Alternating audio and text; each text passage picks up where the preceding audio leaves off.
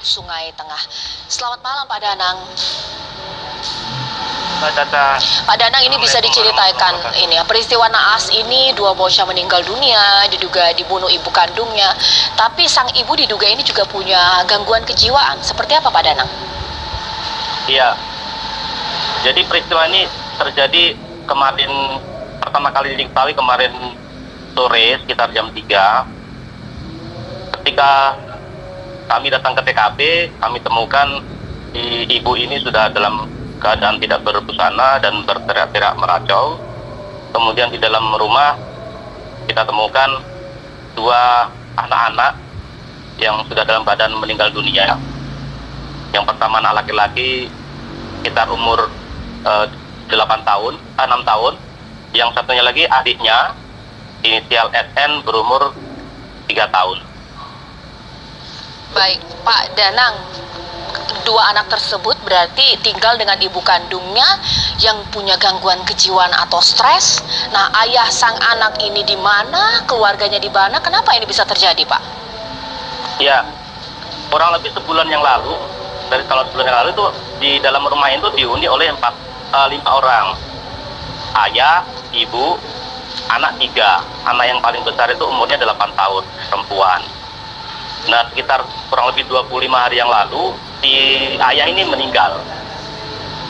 Kalau kondisi si ibu ini memang selama ini kondisi rumahnya kan berjauhan, tetangga terdekat itu jaraknya sekitar 100 meter.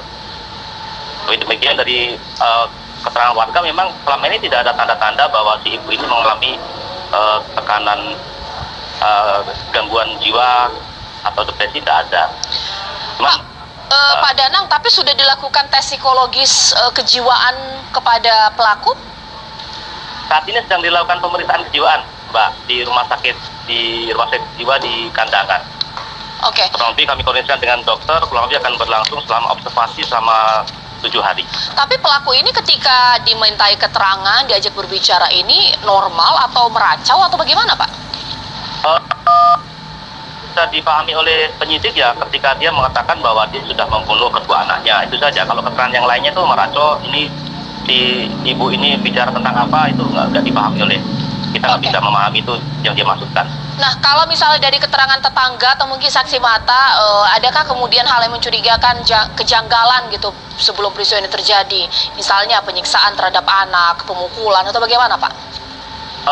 Tidak ada, selama ini berjalan baik-baik saja.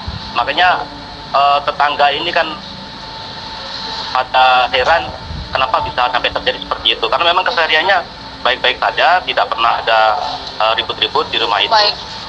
Pak, jadi ancaman hukuman ini berarti menunggu hasil asesmen kejiwaan atau bagaimana?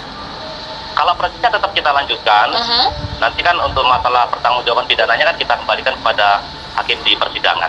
Baik, terima kasih AKBP Danang, Kapolres Hulu Sungai Tengah atas informasinya. Dan pemirsa, saya akan menuju ke informasi lainnya di mana petugas Satreskrim Polresta